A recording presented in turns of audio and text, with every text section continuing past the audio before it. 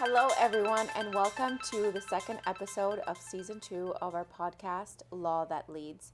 I am very excited to have Aimen Maqsood with us here today, who is our excellent real estate lawyer. Aimen comes with a world of knowledge to our firm, both from the pre-construction condominium purchases to handling numerous real estate transactions on the resale side of things. So without further ado, welcome, Aimen. Well, thank you guys for having me. Of course. And you are our resident expert here today when it comes to all real estate transactions. And I think the number one question whenever we do workshops or just meet anybody that we discuss what we do, I think their number one question is always, when do you involve a lawyer?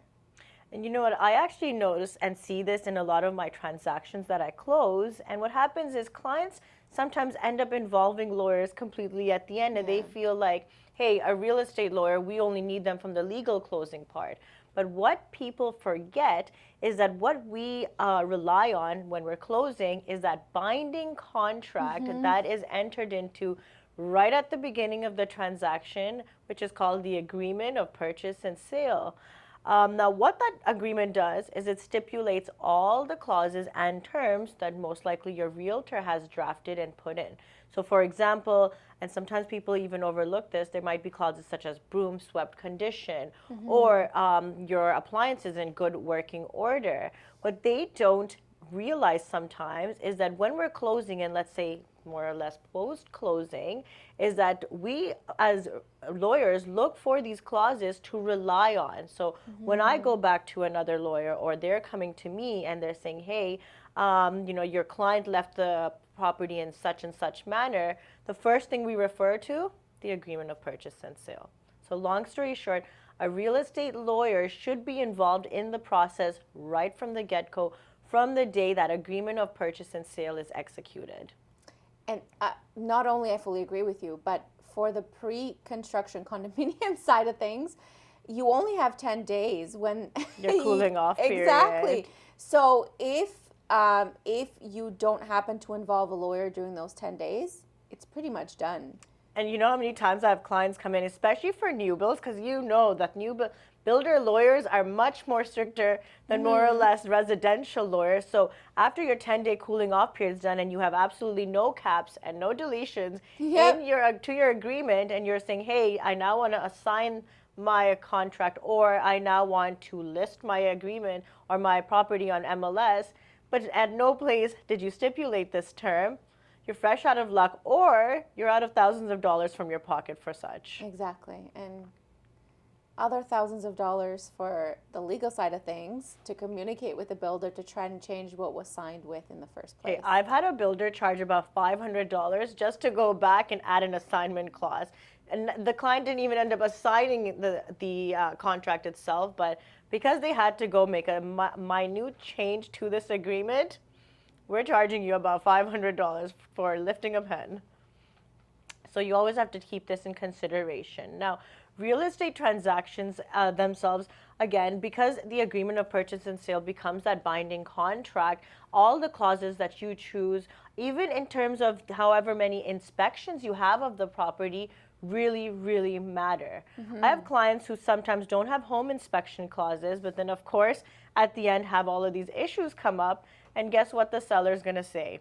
Well, you should have inspected the property, because in Ontario, you have a principle called caveat emptor, which I know you're very well aware of. This is my favorite term. And that means buyer beware. Now, what that means is that you are to take the property in the same manner that it was in the day the agreement of purchase and sale was signed.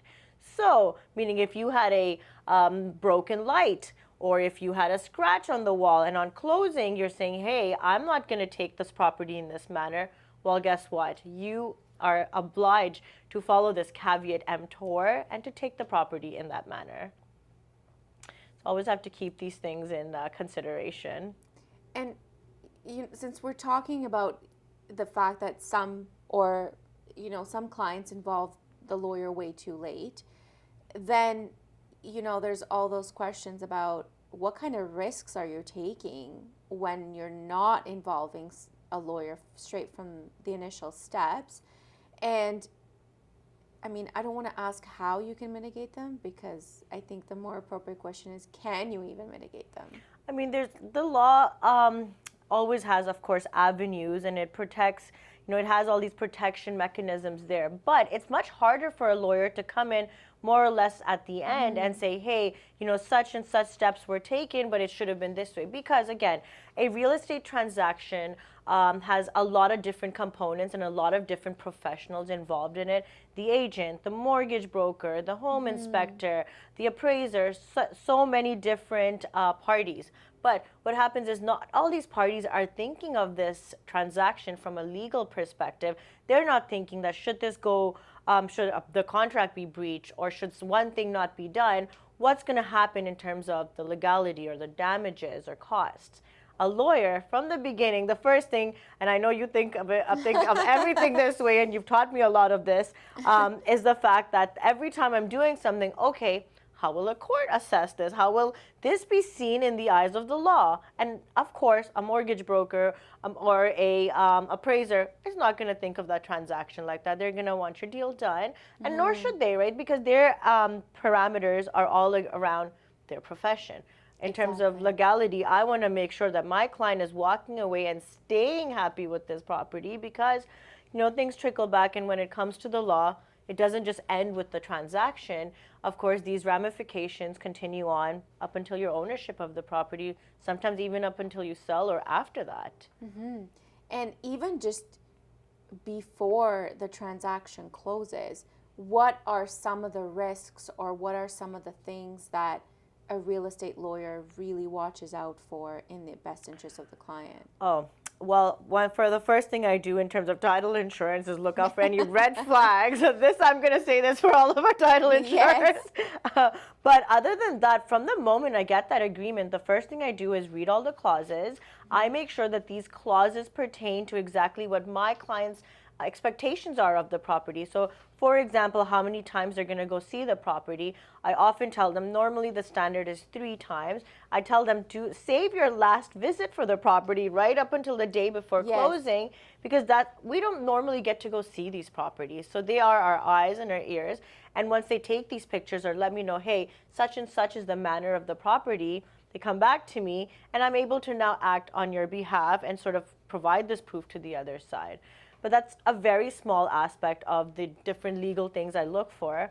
Even before that, we have what's called a title search. When we pull title to the property, and the title to a property is like a story. So I read it from the beginning to the end, to when the builder they built the property, they got their first construction mortgage on the property. Also, to me, it's a little bit of an exciting story that I formulate in my head and see, okay, this and this happened. And then my job is to make sure that our clients get this property free of any sort of encumbrances, free of any sort of liens or any easements, any right-of-ways that the property might be subject to. So I assess the legal description, I review the actual title search itself, I pull the instruments, pull the notices, pull the declarations, and really review them thoroughly to make sure that when our client is buying the property or is on the title of the property, they are free of any sort of liens or any sort of future issues that they might incur from the purchase.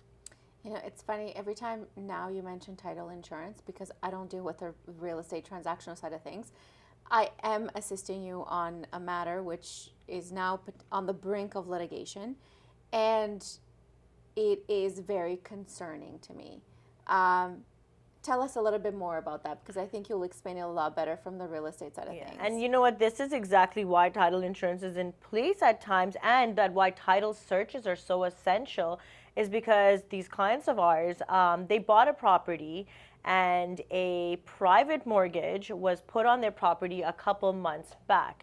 Now, in addition to that, they were working with a couple of questionable individuals who then were getting... We can't even refer to them as a mortgage broker. Not at all. This is why I don't even want to say professionals, more individuals, because I mean, every professional has due diligence to their role. And in this scenario, or in this case, I feel like the clients were really let down by all of these individuals who were not doing their due diligence, or they were very negligent in what they were bringing to the table. So what essentially ended up happening was these clients signed documents changing their mortgage, receiving another mortgage, stuff that they had absolutely no idea about that was going on.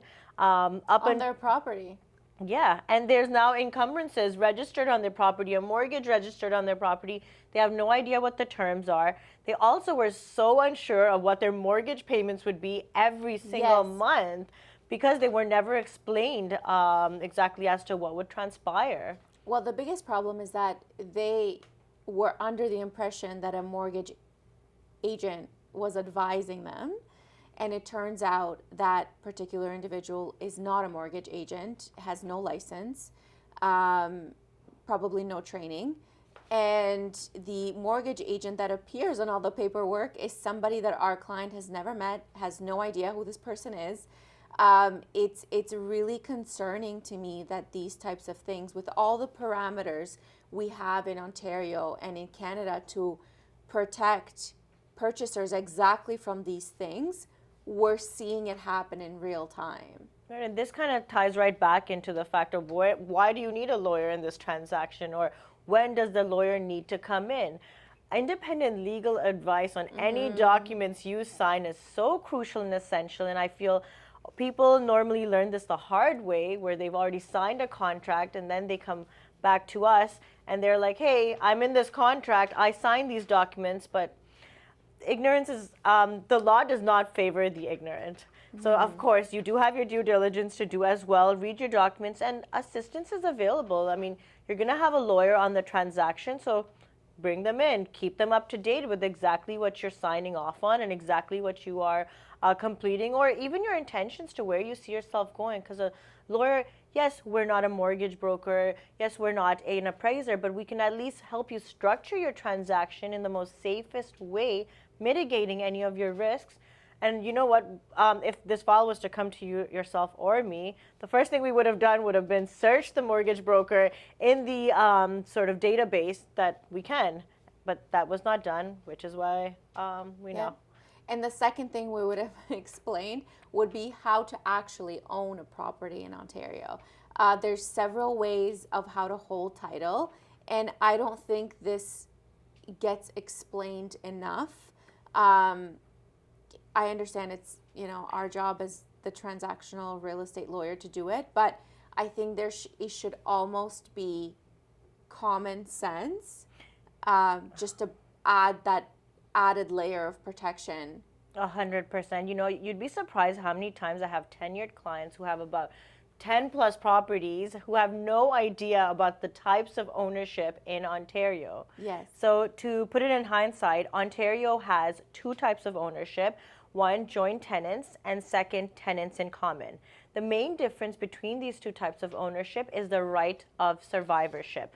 So as joint tenants, you own the property 50-50. It's more or less you own the property together. Now, if something happens to A, B automatically owns the property, and same thing if it's vice versa. Something happens to B, A owns the property automatically. Now, Ontario has a very, very costly probate process where your property is not held in joint tenancy versus the second type, tenants in common, you are subject to probate.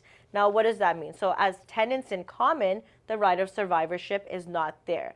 So if A and B own the property 50-50, they own just that. If something happens to A, the property does not revert to B entirely. It goes to whoever A has left their assets to in their will. And if there is no will, as per the Succession Law Act of Ontario. Same thing with B. Something happens to A. B does not own A's share automatically, exactly the same manner. And keeping in mind that in Ontario, the first $50,000 is exempt from tax, then there is $15 of tax on every $1,000 that is probated. And that can add up very quick when you're dealing with $1 million properties. I agree. And I mean, you're obviously very knowledgeable in this area, and I don't think we've had a complaint from any client at all, which is amazing. And it just speaks to your experience that you understand real estate literally from all sides of things, not only just the real estate transactional, but you also have experience in handling pre-construction purchases for clients as well. And you've been at a couple of firms before you joined ALF. But I'm really interested to hear what, in your eyes, what sets ALF apart from other law firms? It's something I actually often think about, that it was kind of a very good blessing of having ended up here. And I'll tell you why. The most important part of any transaction is clear communication. Now, what ALF brings to the table is an exclusive app that our clients use. Now, through this app, my clients are texting me all day, however much they want in terms of their questions. I'm available. I'm texting back. If I'm not there, we have our clerks in the conversations as well. Secondly, they're able to send confidential information without having to fear that there might be some sort of an encryption or anything. You know how you have sort of fears in terms of emails. So our clients are able to share this confidential information right on the app. And not just that, there's now a trail of the whole conversation. And so often my clients are usually thanking me for having this application, because they're like, oh, I didn't remember if I sent you this document or such and such. They just scroll right up. Exactly. You don't need to go through emails, go to your sent folder, figure out what you sent, what you did not send. And let's be honest, the search button of the email feature is not necessarily the best, because you could be putting in all the keywords, you could putting in the date because you remember when you sent the email, and sometimes it will not pop up as part of your search results, which is the reason why our app literally replaces 5 tools in one. Email correspondence is eliminated because now you have a one chain of communication. E-signatures are eliminated. You don't need to send an email to say, here's the link for you to sign the document. There is no need for Zoom or any other video ability to meet with a client, because it just takes one button and it will connect everybody. And just a lot of people always ask us, hey, can we get on a WhatsApp group chat? And this exactly is it, but it has the banking level security that probably WhatsApp doesn't have. Yeah, and you can see all your different transactions and matters in a nice, organized, concise way. Oftentimes people are a little bit fearsome to download it, but I have had 10 out of 10 satisfied clients of ours saying, hey, they just have to open the app, give us a call, and that's that. They're really connected to us in a very, very easy format. So, I mean, this application is definitely something that sets ALF apart from all other law firms that I've ever been at. In addition to the fact that we come with a great team. Not only do we do real estate, we have a civil litigator on our team. And that really helps, because a lot of my clients, especially the investors, they want to work with a firm who can do real estate. And of course, sometimes deals stray away, and you want to have an in-house lawyer deal with your post-closing issues, or be able to consult with an in-house lawyer on different types of law. And the fact that we are a multi-service firm in that regard, it really, really helps all of our clients sort of keep it all in-house. And of course, the fact that we have a condominium lawyer really helps, because a lot of people overlook the intricity and the amount of details it takes to close a condominium itself. And the fact that you bring all of this knowledge, as well as your expertise, and just in terms of even the way you do your reviews. Yes.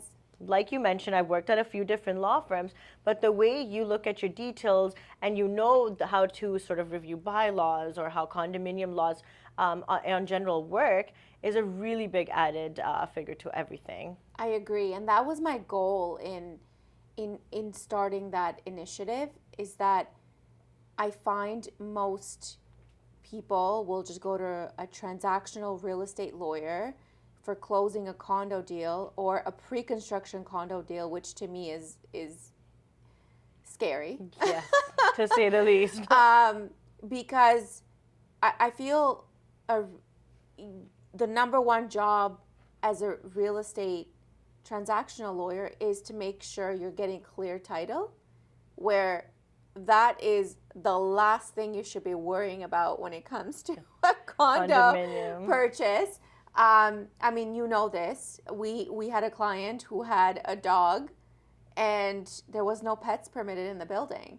Imagine if that had not been highlighted and you're worried about title. Does it really matter whether they have clear title being in a home that they can't even bring? And you know, pets are sometimes family members for most people. You know, they become part of the family. So how do you tell someone, congratulations on your house, your family member can't come with you? So yeah, it's scary. Right? So I feel like, yes, getting clear title is important, but there are other factors that should be considered first, which is obviously case by case for each client because each family is different. And, you know, I really am proud of this initiative we've started. I am excited that now we're also bringing it to Durham region, because if you think about it, condominium, maybe condo townhouses are a thing, but high-rise condominiums are just starting. So a lot of the older community that have lived in a freehold bungalow for how many years are now downsizing. These are things that they probably don't even consider. They're just thinking, I have a smaller home to take care of.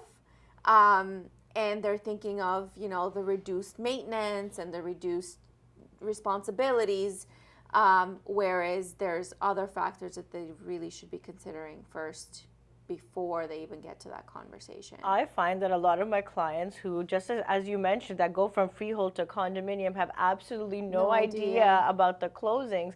And, you know, you mentioned this in terms of pets, and of course there's so many other things that you need to do. Yes, of course. And in terms of this residential lawyers closing it, I'll tell you, I actually seen a scenario where a client came where the buyer bought the property, but the lawyer never did the due diligence of reviewing a status certificate or even obtaining one, the lack of which cost this client about $50,000 because there was a lien attached to the seller. And when they sold it, the buyer assumed this lien, and because this was all in the agreement of purchase and sale, there was absolutely nothing. And because that status certificate was never ordered, the buyer never had any knowledge of such a lien or such an occurrence. And it just all got assumed over. And guess what? They should have gone with a condominium lawyer like yourself or myself to protect their rights exactly in such scenarios. Exactly. So, Aimen, it's been great having you here today. And for those members of our audience that are just thinking of entering the market, they're going to be first-time home buyers, maybe even newcomers. What would you like them to walk away with from this episode? Well, definitely to do your due diligence, involve a lawyer from that first step. You might think that, yes, an agent is just necessary for that agreement. No, just involve your lawyer. You're going to have us closing the transaction anyways. Should you just, you know, have us there from that beginning, you can consult with us in regards to those clauses, in regards to where you see or how you see your purchase ending, your expectations of this transaction, and that way we can guide you, and it'll just be a much swifter closing at the end of the day. Perfect. Thank you so much for being here today. My pleasure.